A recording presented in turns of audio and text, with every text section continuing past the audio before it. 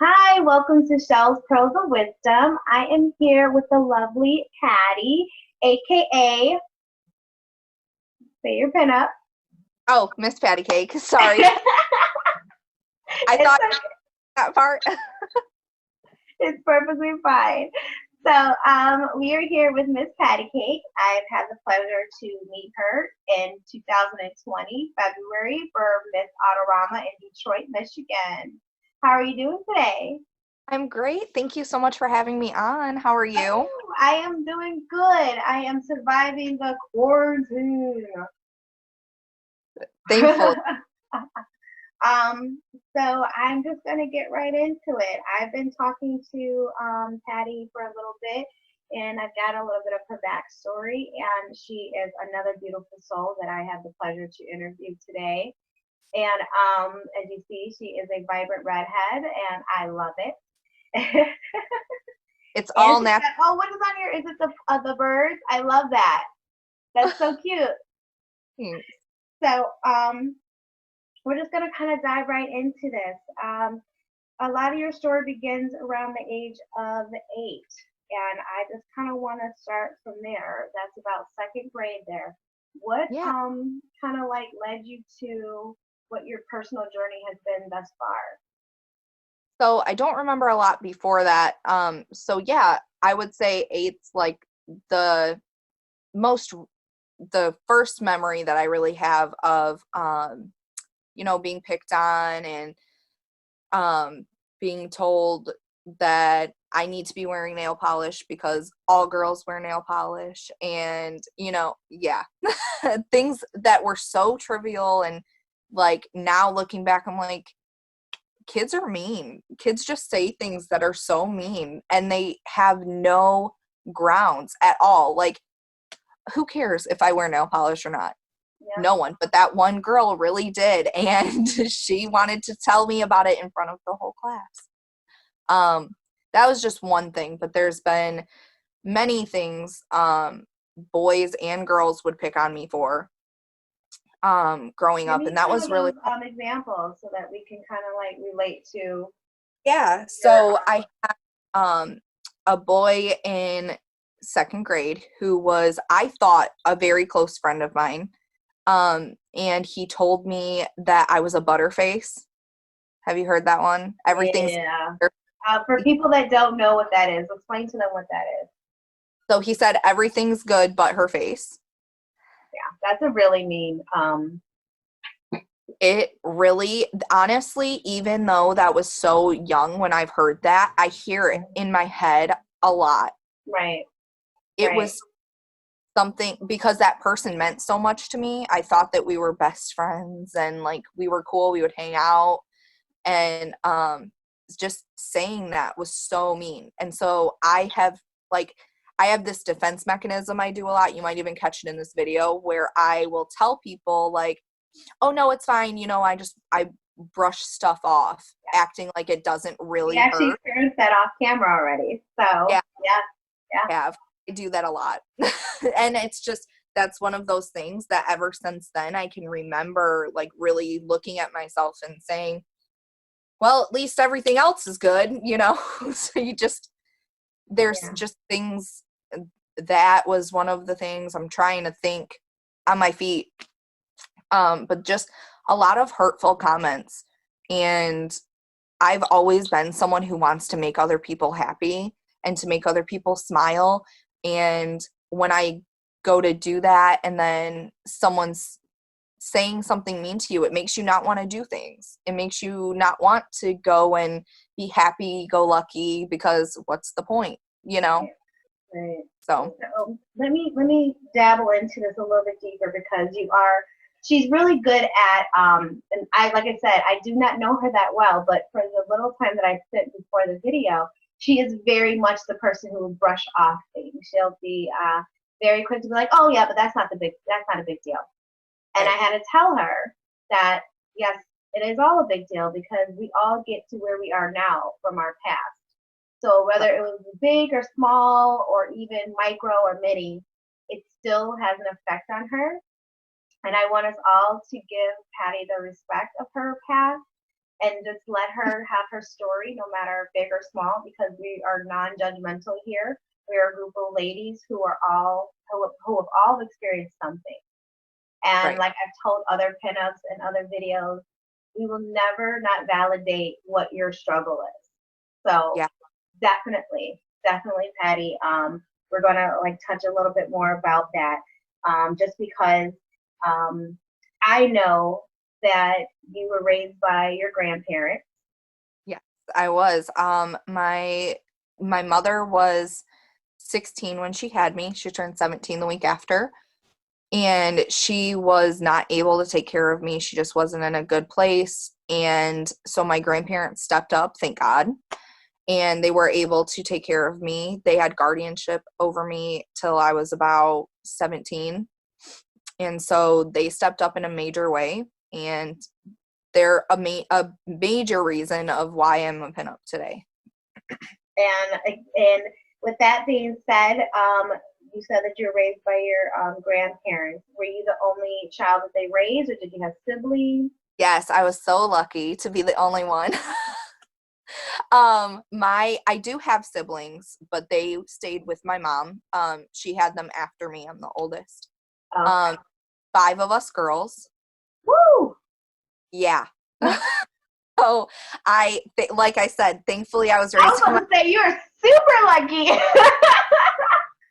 Yeah. would not want to be surrounded by 4 other girls. No. Like even visiting, it's too much. It's a lot. I bet the Um, bathroom is disgusting.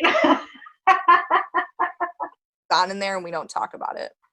Um, they Like they Fight got a Club, we don't talk about the bathroom for the girls. they they have male dogs, my mom and stepdad, and so that's how they have some testosterone in the house, because other than that it's a lot. Oh wow! If you all sync up with your menstrual, that would be just nuts. Yeah, so say a prayer for my mom if you I think will. about it. I'm saying one right now. I'm praying for her because I have boys, so I we're gonna get into like your little family because you understand boy moms are awesome. So we'll talk about that in a little bit.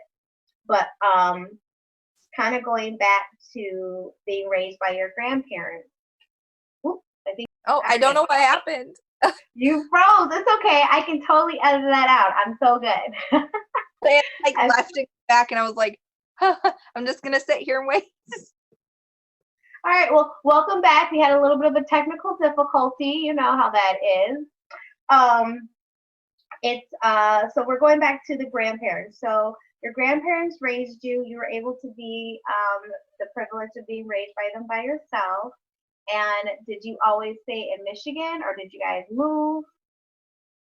So I stayed in Michigan until I was in middle school, and I went to move and live with my mom and my stepdad and my sisters to give that a try. And it didn't really work out so well. So I came back.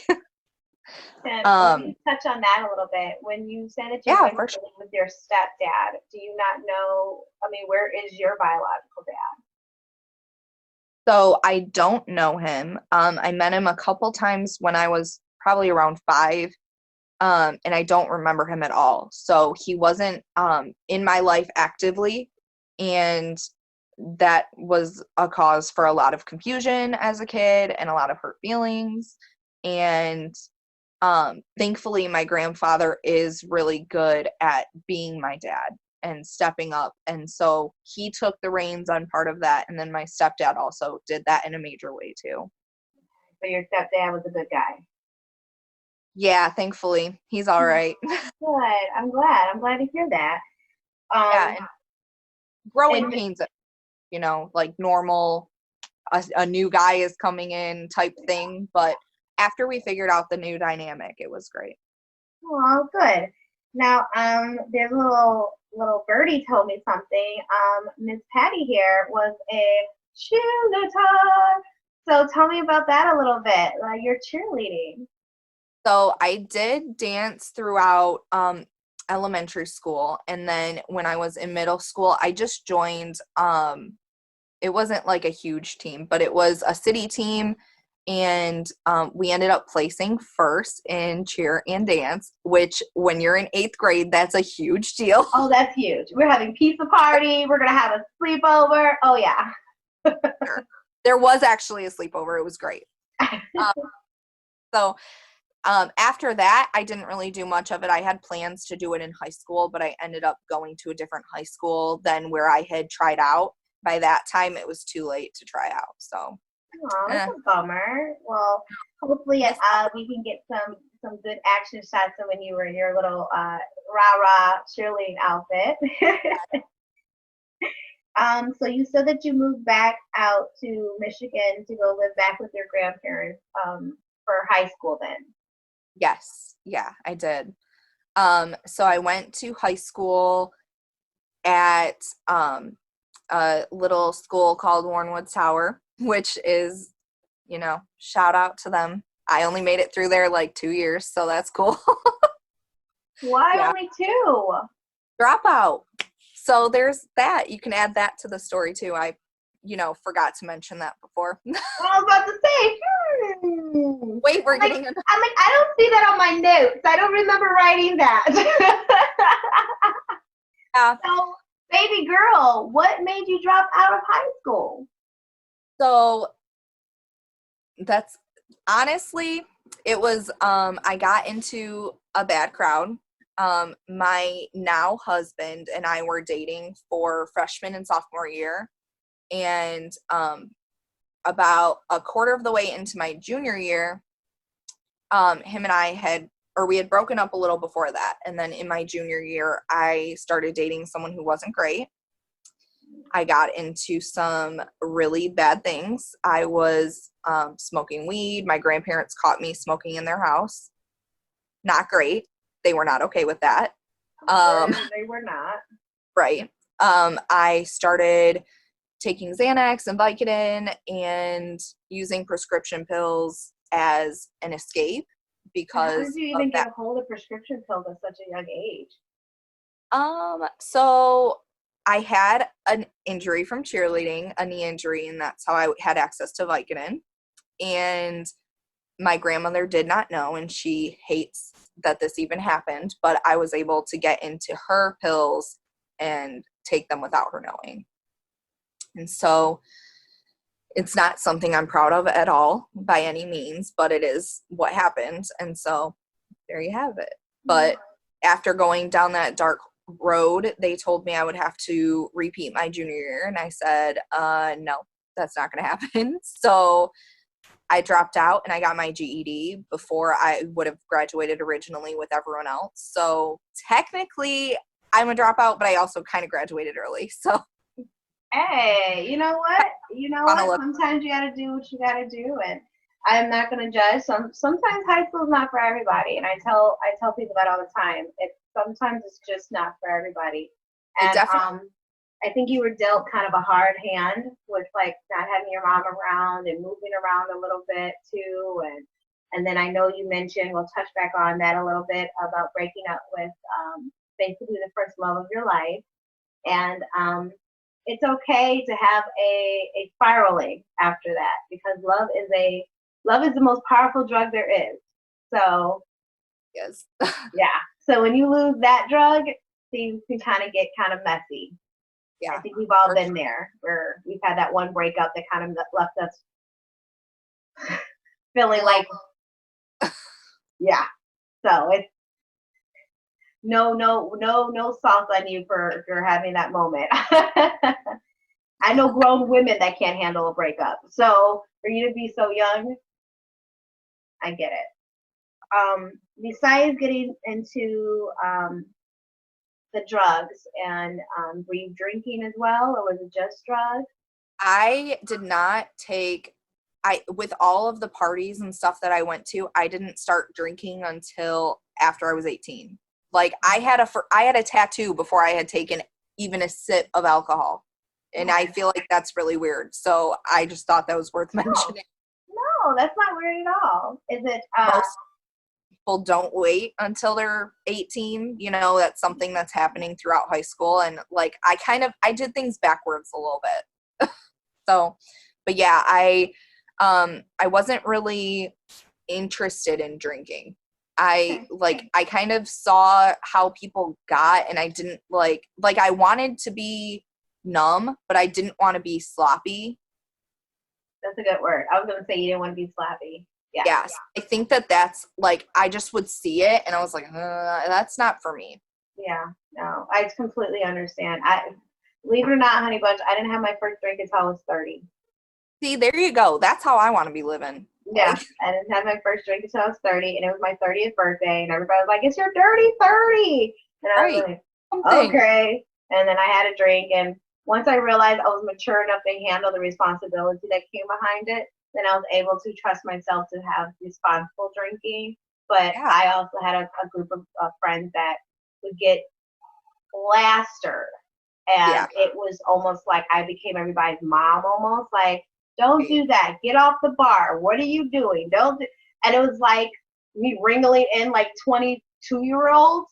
So at that point, I was like, okay, this isn't for me. I don't want to be like this. So I totally. And I mean, there were some times where when I went to school for medical assisting after high school, and it was just one of those like short accelerated programs. During that, there was a lot of drinking. But like before that and after that, there really hasn't been. You know, that was like I partied, I did what I was supposed to do in society's eyes, and I moved on. So there was a little bit, but not too much. Not too much. Good. Now to kind of get back to a little bit of the nitty gritty. So you breaking up with your boyfriend led you to a not so nice boyfriend who was not bad to you, but just introduced you to a lot of bad things, which lasted for how many years did you kind of like stay in that? So I had a couple different boyfriends, but the behaviors stayed. The toxic drug use, another thing that I observed other people doing that I never wanted to do was cutting myself. Mm-hmm. But instead of that, I discovered a different coping mechanism because I couldn't fathom like hurting myself and bleeding. Like, I don't know why, but to me, like, that didn't make sense, you know? So instead of that, I ended up burning myself, which is not, listen, I know, it's crazy. So the way I'm only giving you that face, not because it doesn't make sense, because it's still the same release. Yeah. But I would think that would hurt so much more. So, and that's like what I get, but I haven't done the other, so I don't know like the comparable difference. Yeah. I think in my mind, the way it made sense to me was that if I was hurting myself in a way that I was just like, there's still scars, obviously, you know, there's still like that release, but it's the endorphins is what makes you want to do it again. Because when you're so down, you need to get, like, you're searching for those endorphins. Like the adrenaline rush and everything from it happening. Right. Knowing that, like, that was going to be a severe pain and a release was intriguing. But for some reason, I couldn't open my skin. I don't know why, but it didn't make sense to me. And I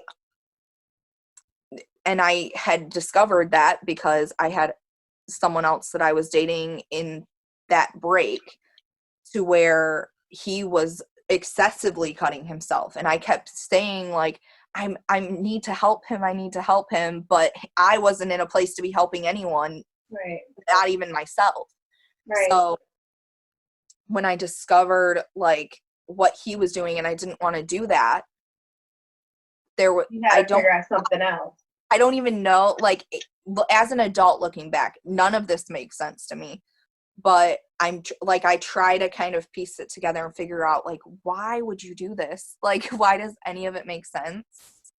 And so that's one of those things, you know, I wanted to be. Can I ask you a question, Patty? What did you use? So I I don't even know how I discovered this, really. Like, I don't. So I never put like an open flame to myself, right? Because that's like crazy. So let's do it a different way. I would use bobby pins. I would Like use, burn the end of them and then like touch it on your skin. yeah, I would use enamel pins. Um, like anything I could find that I would know that would get hot enough to do what I wanted to do. So yeah, I've used a Where pen. was your most used spot? They're all on my arm. They're all right here. I don't know if you can see them or not. It's on like the inner part of my arm. Okay, I can see a couple. Okay. Yeah, they're all right there. Did So anybody realize this with them being on your arms, or did you try to keep long sleeves on? Like, how did you I conceal did a them? lot of the long sleeves. I would put band-aids on my arm, and like no one really asked except for my mom. And I was in South Carolina at that time because my grandparents caught me smoking weed in their house. So back to South Carolina I went. And my mom had realized like that I was wearing band-aids a lot Mm-hmm. and was like, what is going on? And Right. Right. with the boy that I was dating at the time, she knew something was going on Right. because his mother and my mother were very close, and so she knew the realization of what he was going through. Mm-hmm. And that's something that her and I had talked about, and I was very stubborn and told her like, well, there's nothing you can do about it. This is my life. This is Right. what's going on. And there really wasn't anything she could do at that point. How many times did you find yourself doing it? Like, how often? Like, how often did you need that release that you had to do this? I honestly don't know. It's such a blur now. Because it just seemed so compact. Like everything was just very close together. Um I would say I mean I can tell you if I sat here and counted how many times that I had done it, but um I know like it started out very small and it was something that, got to be Did more. Did you have triggers? Like, was it because you fought with somebody, or you were just having a really bad day? Was it when It you just just wanted like a charge? Like, what would make you want to? any time that I was just really like down, like I knew that was something that, or if I was very upset or angry, like I would be able to, it reminds me of like the screaming in your pillow thing. Like, when you release, you just like need to Yep. scream. Yep. It's like, that's what, like that's the best way I can describe it was that, I do it with sad movies, so I can make myself cry to get like that emotional yes, release. Yeah. like a cleanse. Yep. Yep. And that's anytime I was just really, really down. That's how you cleanse yourself. Wow. Well, I mean, thank you for sharing that, because I've talked to a couple people that have admitted to being a cutter, but I've never had the person who did burning. I've actually, Not that common. Like, yeah, I like think, I'm like actually trying to sit here and I'm thinking like even all my years in like in the medical field and stuff, and I worked on psych wards and I worked for all different departments, and it was usually the cutter. I've seen the people that rip out hair even because they get a release from like ripping the hair out or removing their eyelashes. So I've even seen that. I've even seen like the nail removal where people like remove their nails or bite their nails down so far that it like bleeds. So I've seen so many other ones, but the burning one is new. So yeah, thank you for sharing I'm that. a class on my own. Like, She's like, I have to be unique somehow. any way I can get it, I guess. Right, right. So you made a really good point that you've had a lot of traumatic things happen in like such a short period of your life. Because if we continue on, I know that there is a little point where your ex, who broke your poor little heart in sophomore year of high school, did kind of make a reappearance in your life, and tell me about that. So him and I had been on and off for the off period. We were still like talking and getting together and hanging out. And then at a wedding, one of our friends' weddings, he and I had kind of reconnected a little bit, and it was one of those things where we like walked around the building and I'm fussing at him and like, why are you walking away from me? Like, those kinds of things. One of those big, like, we needed to confront each other really. Yeah. And it happened to happen at our friend's wedding. Sorry about that. In case they know that this happened, I'm sorry. Like right between the cake and the first dance, you can hear like like people we're just gonna be like outside if you need us. So cringy and it so happens. It happens. Weddings are like Christmas Day. Like you never know what Uncle Bill is gonna do when he got drunk again. So it's okay. The weddings are right. like that too. Makes the day more memorable. Don't Giving worry. me free passes. I really appreciate it. So yeah, we started talking again then, and we decided that we were going to be together, and I told him, listen, if we're going to do this, we're doing it. Like, I'm not going to keep going back and forth. I'm sick of it. It's been years that we've been going back and forth. Let's make a decision and stick to it. Right. And so a month later, we ended up getting married. Wow. Girl, you don't know how to do nothing small. Everything you do is big. It's bigger than life. Yeah. And how old are you when you get pregnant. married? So I was 19. Wow, you're a baby. Yeah, when we got married, and I was pregnant 3 months later.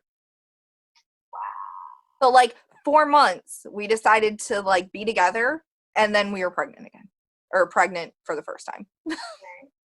Now you say the first time, because how many kids do you have? You have three boys, and they are all back to back. They're 5, 4, and almost 2. Girl. Woo! I thought I did it big when I had 2 that were 2.5 years apart. Wow. Yeah. And we have a lot of challenges with that too. My oldest has cerebral palsy. Oh, okay. Yeah. My middle has a sensory processing disorder and oppositional defiant disorder, which is real fun with a toddler. I love it.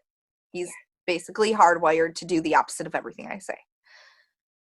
So there's that. And then the baby doesn't talk yet, and he's almost 2. So it's real. With all that, like that is hard. Like that's another thing we didn't really talk about. I did not realize that basically you have 3 children that have a disability. And that is hard. I am a mother of 2, and my youngest is autistic, and he's on the spectrum, so he has like a little bit of Asperger's, but also has autistic traits as well. And I get it. I get the frustration of trying to not only cope with being a mom, but then also having to cope with having a child that has any kind of delay or disability. Do you ever find yourself, when it comes to dealing with that, make you feel like you have to resort to anything to cope with that stress? Because that's stressful. So I will say, before I get into that, I will say that I do feel very blessed. I am very lucky with my oldest. His cerebral palsy is nowhere near as severe as it could be. He's walking and talking and happy, and there's just, it's more mild than not. Right. And then with the baby, like, he's just delayed, so it's cool. Like, he'll talk eventually. I'm not worried about it, but yeah, it can get really hard. And there were a couple years where I like just moved nonstop. We were going back and forth from therapy, doctor's appointments, neurologists, whoever, whatever they had going on, school. So I didn't really think. I was just doing. I was surviving. More lately, I've really like try to process my emotions and where all of these things are coming from. And I'm more into healthy coping mechanisms now. So my husband and I talk a lot. We go for walks, you know, things like that. Really, I just do anything I can to get out when I need to. Yeah. If I sense myself getting overwhelmed, I'll lock myself in the bathroom for a minute. I'll go to the car for a minute. I'll go shopping by myself, Yeah. which could sometimes not be healthy, but it's fine. My Girl, wallet. it's called retail therapy. I get it. But honestly, that's really my main coping mechanism is getting out and shopping, because then I can focus on something else for a little bit. But because I want to kind of go like, because we only touched on a little bit with like you having the depression and anxiety. yeah, You too have to cope with your own mental disorder. So to now take what you're coping with and then taking three different individual human beings, no matter right. what their ages are, and then Yeah, mashing all of that together, it has to be difficult. I can't even imagine. Like, it's a lot, yeah, but I I just we have a tried to lot more in common than you think. You just have more children than I do, but like one I more. just one more. But If like I said, I suffer from bipolar disorder, and I can remember a lot of times. Tell me if you can relate. Um, when you're dealing with a child with autism, sometimes it's kind of like how you said your middle child is. They just want to kind of do the opposite of what you're trying to steer them to do. right, And I love my little bugger to death, but sometimes he would just make me want to pull like my eyelashes out because of the simple fact I did not know what else to do. Like I felt like he had everything he needed. He had all the toys he wanted, he had all the love he wanted, but still he just wasn't happy, or he just still wasn't, able to settle down or not be so rambunctious. That was my main thing with him. He wanted to climb on everything, get out. He like Houdini. He could yeah, escape anything I try to put him in. It was right, just kind of crazy. And I sometimes just found myself just breaking, like just mentally exhausted. yeah. It And does happen. It's something I like as the mother, and I'm sure that you've gotten like this too before, but as the mom, like you don't see their disability. Like 90% of the time, you don't even realize that it's going on because they're just yours. You know, yep, you're so used to seeing it that it's not a thing. yep, And so there are days where they're all on 10 and I'm out. Like there's plenty of days that are like that. But a lot of the time I have just found myself not even thinking. Like I think I purposely just shut that part of my like brain down until they're in bed. And the only thing that has gotten me through parenting is strict bedtimes and nap times. I am a huge believer in a schedule and a routine yep, that's how they thrive. And yep. so they go to bed at 1 every day for nap, and then they go down for the night at 7 sharp. I don't care if that seems early. I need time to function as a mom. No, So no, that makes sense. That makes so perfectly good sense. we have our time, my husband and I, from 7 to 9:30, and we go to bed early because we're old. So I we love go that because we're old. She's a whole whopping 25. yeah, Girlfriend, call me in 10 years. yeah, I will. I'll still be 9:30 or maybe not. It might have to go back. Well, I feel like this is a really good transition into like your pinup. How has you spoke on how being raised by your grandparents kind of gave you that little nudge, because of course when you're getting surrounded by just vintage things all your life, there is an intrigue in it, especially when you go to your friend's house and things are not the same, or you see your grandma's like fur shawls and you play with them. I did my grandma's all the time where I played with all her furs and they're like really cool costume jewelry that I used to love. So with everything that you've gone through, how has the pinup like contributed to a healthier Patty? So I'll tell you how I got into pinup, because I always think that is so funny. Like, it was very random. There was someone on Facebook who was advertising mini shoots for Valentine's Day last year. Okay. And I was like, well, for $30, like, that's so cheap. I can do that. And then I'll like make a Valentine's Day present for Ryan, and he'll like that. So I went in, and she said, like, pinup and boudoir. And I was like, pinup. I really want to try pinup. Like, I've seen the girls doing it. I really wanted to try it for a while. I'll just do a shoot. Well, that was it. I was sold. I put like the 5 or 6 pictures I got from that shoot on Facebook and got tons of positive feedback. And I was like, people never respond to me this way. Like, I like this. I want to be this person. I felt confident. I felt gorgeous. I was like, oh, I like the way my body looks that way. You know, things that I hadn't noticed before, I was starting to notice, and other people were too. And that was really cool and validating. So, Now, I'm going to stop because I did just look at my notes, and I yeah. love your pinup story. Yeah. But one thing that we did not touch on, which I don't know how we skipped over, this major part of your life. You realize that too. Maybe we can like copy and paste and edit. No, we're gonna roll with this. This is what happens. Sometimes you get caught up in, like, we were talking about your babies, and because you hit me with the 3 children and having the struggle with that, it kind of like brought me into the now. But for those who or don't know, which I'm sure a lot of people don't know, at the age of 18, Patty hit what we call in the professional world a rock bottom, which is one of the most defining moments of your life where if you're going to make a change, if you're going to do something different, you're going to do it at this moment of your life. So at 18, can you please tell me what was your rock bottom? Yeah, for sure. So at 18, I was in a really dark place. It was right after my birthday. And I had taken too many Xanax. I had an intent to end my life. This was not the first attempt that I had. It was either the 4th or 5th. And it was my mom's birthday.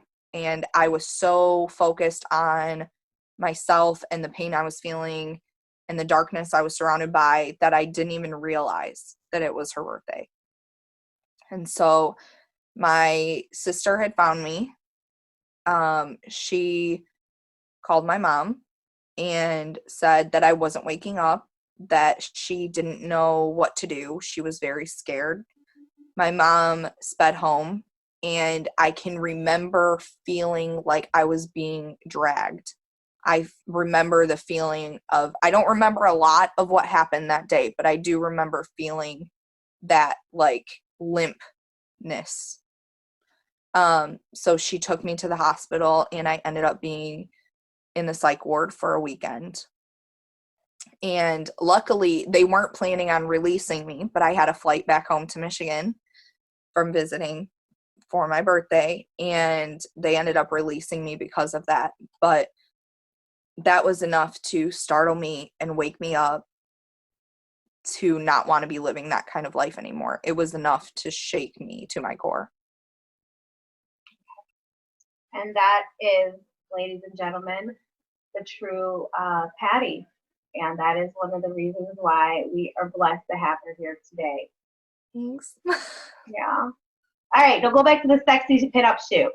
Yeah. Okay. So you see how easy that was? See, we just now that we're here, right back into it. It wasn't too sexy. I will say that. I love seeing all the other pinup models living their best life. I love seeing that in all their glory.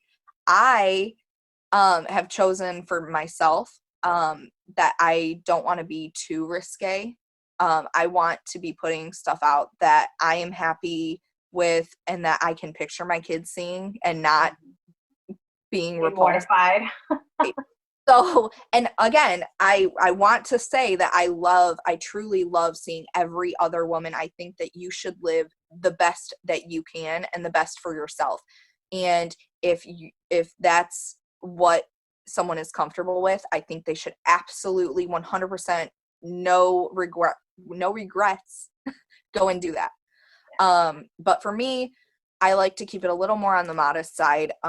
I do it more for like the fun and seeing what I can do and what comes out of my hair and makeup and wardrobe and all that. But yeah, after that I was sold. I've been doing competitions since.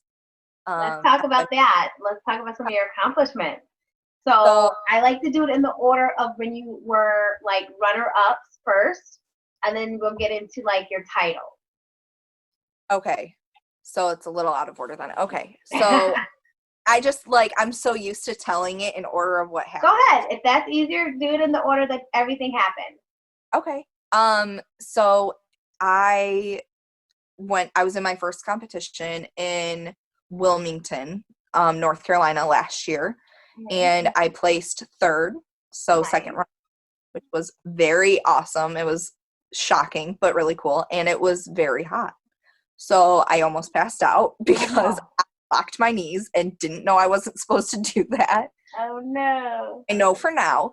But that was really cool. And it was one of those put together shows where you get like the trophy, the crown, the goodie bag, like you get all of it. And I was like, I can't believe this is really happening, you know? And then the very next weekend, I had my second contest, and that was a smaller scale competition. And so I was like, it seems like every new competition you do that it's just so different. And so you kind of never know what you're walking into. But I placed first for that one, and that was really cool. That was there was a cash prize and everything, and I bought dinner for my entire family. Like, I was surprised that I even made it, let alone got first. So that was really awesome. Cool. And then I did 2 more competitions last year and placed first in those 2. Nice. That was really cool. And in South Carolina, it's a lot different. So it was kind of like shell shock coming and competing in Detroit, which was huge. You were there, so you know, like the contest was big. There were a lot of ladies in there, and they were all gorgeous. 25. Everyone brought their A game. Yeah. And so I'm not used to that. I was used to like being in the backwoods of South Carolina and there being like, you know, a couple girls, or, you know, where I was nervous, but I was only nervous about 2 other people. I wasn't nervous that there were like 25 of us that were all at like, did you do like the scanning down the line when they lined us up and been like, I know. Even when what number were you? I was 19. Oh yeah, so you were on the tail end, so you had to watch everybody go before, and that's really nerve-wracking because then you get intimidated by what everybody's saying before you, and you're like, oh God, what am I gonna say when they get to me? Yeah. Absolutely. And then I feel really though that one of my biggest accomplishments last year, besides being crowned and besides being published, like those are all great fun things and I loved every minute of them. But I got to crown a little girl, and I got to crown another pinup queen that was an adult, but being able to put a crown on a little girl's head for me was amazing because she will be able to believe in herself in a way that I wasn't. Yeah. And like, even if it's just like something as simple as crowning someone else, it feels amazing. And I want to do that every day. Like, I just want to crown someone every day. Yeah, I totally get it. In Detroit, because it was such a big crowd, you know, after everything was said and done and we like collected our money and we, you know, now they're like, okay, now be free. Now I'm just walking around and I heard like this little group of girls, like there's like 4 of them, and they go to like their mom and they're like, a princess. And like, yeah. And I was just like, oh my God. And I like, you're right. and so I like go over to her and I was like, hi, would you like a picture? And she goes, can I take a picture? Can we take pictures? And so I took pictures with all the girls. And then the mom was like, okay, move over. I want a picture with the princess too. And so I took a picture with like the mom, and it was fun. like, that was like the highlight. Like, yes, I might have came in second. Yes, I felt great on stage and felt like all this amazing attention, but it was not until it was just me and like these 4 little girls and like her mom and her aunt that made my day. Like, and so That's awesome. I totally get it. It makes you feel like, oh wow, there's another young lady who is going to one day have some self-doubt about herself. And at least at that moment you were able to give her a jewel to say that you are a princess or you are a queen, and that is such, people don't understand how important that is for our youth to feel that way. So absolutely. And so I technically, because of the coronavirus, I still am holding those titles because they haven't been able to do those shows yet. Oh no. That I have, I think right now I'm at 5 or 6 current titles. So that's really, really exciting. And I kind of forget that that's happened. Like, that's amazing. I'm just so like busy, like being crazy and doing everything that's going on that I'm like, because you're mama 3, so yes, to even find time to even make yourself presentable and not have a Cheerio in your head is kind of amazing. I try really hard. This is the first day that I've been like dressed up since like last week. Thank you for dressing up for me, honey bunch. I appreciate it. If you're putting this anywhere that anybody else is going to see it, I have to be like, I love it. Because with this quarantine, like even last week, I did get into pinup 2 different days last week, and those were for some online pageants. And that was even like, I was like, who is this person? I haven't seen her in a while. Yeah, I know. But yeah, I love it. That is a great part for us to like kind of like break to do your pearls of wisdom for us. So this is your time to just kind of like give your little token that you're going to pass down to other little girls that may be future pinup queens, and let's see what you have to tell us. So I want to start by saying that if your hair doesn't set, it's okay. It's going to be fine. I just need to tell people that because I feel like that's something I struggle with, and it's going to be okay. There's always a different way that you can do your hair. There's plenty of pinup styles. Just go Google them. It's fine. But in all honesty, I feel like it's so important to hold on to one thing that made you feel special, that made you feel important, and you like run with that. If you're feeling down, especially with this quarantine, I feel like this is the perfect time to be doing these videos. So thank you so much for that. But when you're down, when you're in the house and you're upset and you're having a bad day, just go take a shower. Like, even if you showered yesterday, even if you showered this morning, go take another one. Because for some reason, taking a shower, brushing your hair, getting dressed, even if it's just to sit on the couch, is so huge. It makes you feel better to not scare yourself when you're walking by the mirror. But I do truthfully feel like if you're in a really down state, that's one of the hardest things to do, is to be like, okay, I really, really, really have to shower now. Like, I have to do it. It's getting bad. Like, you just have to, that's the best way I can think to pick myself up when I'm having a really off day. And I think that, if you're just in a really bad way, or you're in that place where the only thing you see is darkness, then you gotta try to just do something that's gonna make you feel good, whether it's a shower or a bath bomb or a glass of wine or anything, that as long as it's a healthy coping mechanism like we talked about before, do it. like just go do something, because that is going to bring those endorphins back and it's going to make you feel better. That's, I mean, out of all my pearls of wisdom, I think that's one of my nicest ones where I'm like, because you never think about how people, when they do get into a funk, that is a very hard thing to do, is just to get up and actually shower. Like, It's that the is, hard yeah. part. And unless you've been through depression, this is a reason why your story is important. That's something that someone who's never experienced that might not even realize that that's a hard thing for someone to do. It's just to get Right. up and take a shower. Yeah. So thank you so much. Thank you again, Patty, for sharing Yeah, your absolutely. story, sharing your pearls of wisdom. You did great. I know you were nervous. You did awesome. Thank you so much for having me. I really appreciate it. I definitely want to be metaphorically crowning girls every day. And I feel like this is a huge thing that you're doing. And I feel like it's really important. It's important just to